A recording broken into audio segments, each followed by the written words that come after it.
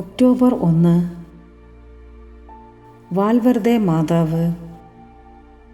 1399 വാൽവെർദെയിലെ പള്ളിയുടെ സമീപത്തുള്ള കൃഷിയിടത്തിൽ കിളച്ചുകൊണ്ടു നിന്ന ഒരു കർഷകന് മാതാവ് പ്രത്യക്ഷപ്പെട്ടു. പാപപങ്കിലമായ ജീവിതം ഉപേക്ഷിച്ച് ക്രിസ്തീയ ജീവിതത്തിലേക്ക് തിരിച്ചു വരുവാൻ ജനങ്ങളോട് ആഹ്വാനം ചെയ്യണമെന്ന് കൽപ്പിച്ചു.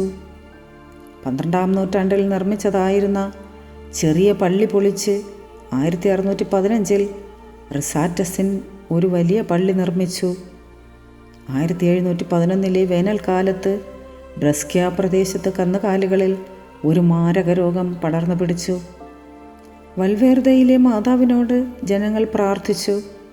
ഒക്ടോബർ 1 പള്ളിക്കടുത്തുള്ള കുളത്തിൽ ചെസ്നട്ട് പറിക്കാൻ പോയ 8 വയസ്സുള്ള പോൾ ഒഗ്നയ്ക്കും 11 വയസ്സുകാരിയായ ഫ്രാൻസിസ്കോ പെലിസാരിക്കും മാതാവ് 2-ാം പ്രാവശ്യം പ്രത്യക്ഷപ്പെടുകയും പകർച്ചവ്യാധി അവസാനിപ്പിക്കുമെന്ന് വാഗ്ദാനം ചെയ്യുകയും ചെയ്തു. Ave Maria.